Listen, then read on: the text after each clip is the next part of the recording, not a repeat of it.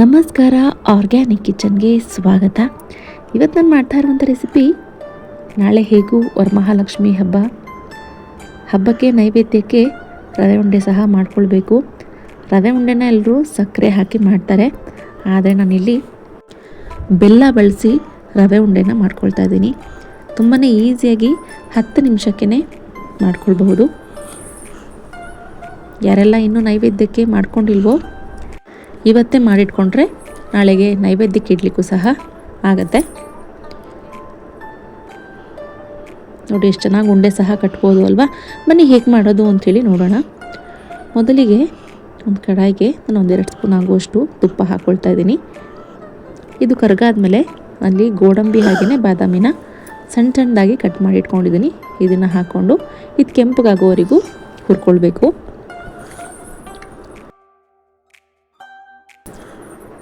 ಇದು ಕೆಂಪಗಾದ್ಮೇಲೆ ಕೊನೆಯಲ್ಲಿ ದ್ರಾಕ್ಷಿ ಹಾಕ್ಕೊಳ್ತೀನಿ. ಇವಾಗ ಹುರಿದಿರುವಂತಹ ದ್ರಾಕ್ಷಿ ಗೋಡಂಬಿನೆಲ್ಲ ತೆಗೆದಿಟ್ಟು ಇದ್ರ ರವೆ ಹುರ್ಕೊಳ್ಬೇಕು ಅನ್ನೋ ಅವಶ್ಯಕತೆ ಇಲ್ಲ. ಇದೆಲ್ಲ ಕೆಂಪಗಾದ್ಮೇಲೆ ಇದ್ರ ಜೊತೆನೇ ರವೆನ ಹುರ್ಕೊಂಡ್ರೆ ಆಯಿತು. ಸ್ವಲ್ಪ ಕೆಂಪಗಾಗ್ತಾ ಇದ್ದ ಹಾಗೆಯೇ ನಾನಿಲ್ಲಿ 1 ಕಪ್ ಆಗುವಷ್ಟು ಚಿರೋಟಿ ರವೆನ ಬಳಸ್ಕೊಂಡಿದ್ದೀನಿ. ಬಾಂಬೆ ರವೆ ಸಹ ಬಳಸ್ಕೊಳ್ಬೋದು, ಆದರೆ ಇದರಲ್ಲಿ ಚೆನ್ನಾಗಾಗತ್ತೆ ಅಂಥೇಳಿ ಚಿರೋಟಿ ರವೆ 1 ಕಪ್ ಆಗುವಷ್ಟು ತೊಗೊಂಡಿದ್ದೀನಿ. ನಾನಿಲ್ಲಿ ಬೆಲ್ಲ ಬಳಸಿ ಮಾಡ್ತಾ ಇರೋದ್ರಿಂದ 1 ಕಪ್ ಚಿರೋಟಿ ರವೆ, 1 ಕಪ್ ಆಗುವಷ್ಟು ಕೊಬ್ಬರಿ, ಟೋಟಲ್ 2 ಕಪ್ ಆಯಿತು. ಅದಕ್ಕೆ 1/4 ಬೌಲ್ ಆಗೋಷ್ಟು ಬೆಲ್ಲ ತೊಗೊಂಡ್ರೆ ಸಾಕು. ಇದು ಸಹ ಲೋ ಫ್ಲೇಮ್ನಲ್ಲಿ ಲೈಟಾಗಿ ಬಣ್ಣ ಬದಲಾಗೋವರೆಗೆ ಹುರ್ಕೊಳ್ಬೇಕು. ಇದು ಅರ್ಧ ಆಗಿದೆ ಅನ್ನೋ ಟೈಮಿಗೆ ಕೊಬ್ಬರಿನ ನಾನಿಲ್ಲಿ ಸಣ್ಣಗೆ ರುಬ್ಬಿಟ್ಕೊಂಡಿದ್ದೀನಿ, ಅದನ್ನು ಹಾಕ್ಕೊಳ್ಬೇಕು. ಕೊಬ್ಬರಿ ಜೊತೆಗೆ ನಾನು 2 ಏಲಕ್ಕಿ ಹಾಗೆಯೇ 1 ಲವಂಗ ಹಾಕಿ ರುಬ್ಕೊಂಡಿದ್ದೀನಿ. ಲವಂಗ ಹಾಕೋದ್ರಿಂದ ಸ್ವೀಟ್ನಲ್ಲಿ ಟೇಸ್ಟ್ ಡಿಫ್ರೆಂಟಾಗಿ ಬರುತ್ತೆ. ಹಾಗಾಗಿ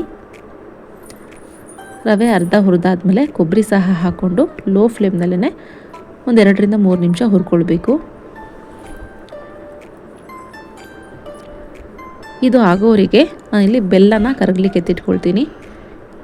ನಾನು ರವೆ 1 ಬೌಲ್, ಕೊಬ್ಬರಿ 1 ಬೌಲ್ ತೊಗೊಂಡಿದ್ದೀನಿ. ಅದಕ್ಕೆ ಅದೇ ಬೌಲ್ನಲ್ಲಿ 1/4 ಬೌಲ್ ಆಗುವಷ್ಟು ಬೆಲ್ಲನ ಅರ್ಧ ಗ್ಲಾಸ್ ಆಗುವಷ್ಟು ನೀರು ಹಾಕಿ ಕರಗಿಸ್ಕೊಳ್ತೀನಿ.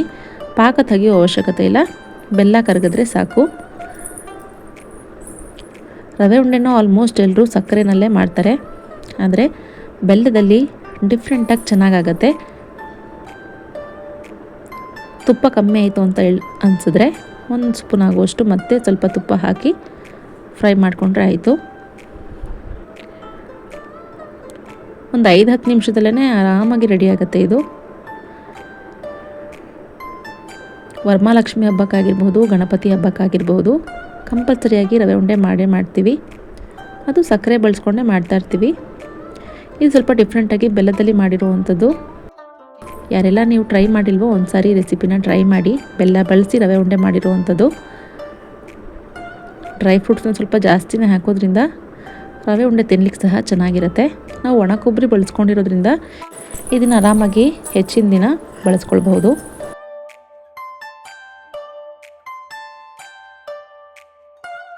ಇವಾಗ ಇಲ್ಲಿ ಬೆಲ್ಲ ಸಹ ಕರಗ್ತಾ ಇದೆ. ಇನ್ನೇನು ಆಲ್ಮೋಸ್ಟ್ ಇದು ಆಗಿದೆ.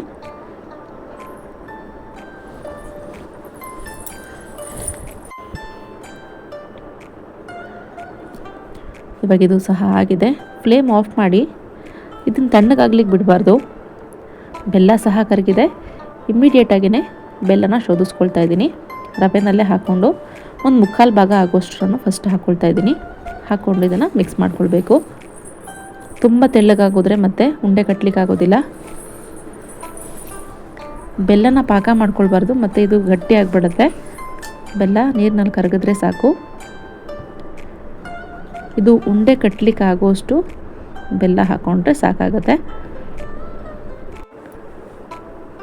ಇವಾಗೆಲ್ಲ ಮಿಕ್ಸ್ ಮಾಡ್ಕೊಂಡಿದ್ದಾಗಿದೆ. ಉಂಡೆ ಸಹ ನೋಡಿ ಎಷ್ಟು ಚೆನ್ನಾಗಿ ಆಗ್ತಾಯಿದೆ ಅಂಥೇಳಿ. ಬಿಸಿ ಇರಬೇಕಾದ್ರೆ ಇದನ್ನು ಉಂಡೆ ಮಾಡ್ಕೊಳ್ಬೇಕು. ಸ್ವಲ್ಪ ಗಟ್ಟಿ ಆಯಿತು ಅಂತ ಹೇಳಿದ್ರೆ ಇನ್ನು ಸ್ವಲ್ಪ ಬೆಲ್ಲದ ನೀರು ಹಾಕಿ ಮಿಕ್ಸ್ ಮಾಡಿಕೊಂಡು ಉಂಡೆ ಕಟ್ಕೊಳ್ಳೋಣ. ತುಂಬ ಬಿಸಿ ಮುಟ್ಲಿಕ್ಕಾಗಲ್ಲ ಅಂತ ಹೇಳೋರು 1 ಬೌಲ್ನ ನೀರು ಇಟ್ಕೊಂಡು ಸ್ವಲ್ಪ ನೀರು ಟಚ್ ಮಾಡ್ಕೊಂಡು ಉಂಡೆ ಕಟ್ಕೊಂಡ್ರೆ ಆಯಿತು.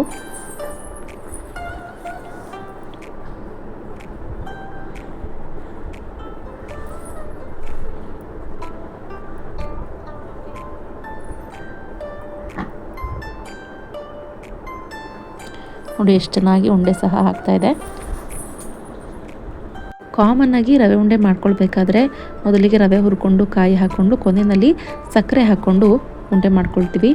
ತುಂಬ ಜನಕ್ಕೆ ಉಂಡೆ ಕಟ್ಲಿಕ್ಕೆ ಬರೋದಿಲ್ಲ, ಸಕ್ಕರೆ ಸರಿಯಾಗಿ ಕರಗ್ದೇ ಅದು ಉಂಡೆ ಒಡೆಯುವಂಥ ಚಾನ್ಸಸ್ ಇರುತ್ತೆ. ಅಂಥವರು ಈ ರೀತಿ ಆರಾಮಾಗಿ ಬೆಲ್ಲನ ಕರಗಿಸ್ಕೊಂಡು ಆ ನೀರನ್ನು ಇದರಲ್ಲಿ ಹಾಕಿ ಉಂಡೆ ಕಟ್ಕೊಳ್ಳೋದ್ರಿಂದ ಎಷ್ಟು ಚೆನ್ನಾಗಿ ಬರುತ್ತೆ ನೀವೇ ನೋಡ್ತಾ ಇರಬಹುದು. ಸಕ್ಕರೆ ತಿನ್ನಲಿಕ್ಕೆ ಇಷ್ಟ ಆಗೋದಿಲ್ಲ ಅನ್ನೋರು ಆರಾಮಾಗಿ ಬೆಲ್ಲದಲ್ಲಿ ಮಾಡಿಕೊಂಡು ಈ ರೀತಿ ಒಂದ್ಸರಿ ಟ್ರೈ ಮಾಡಿ.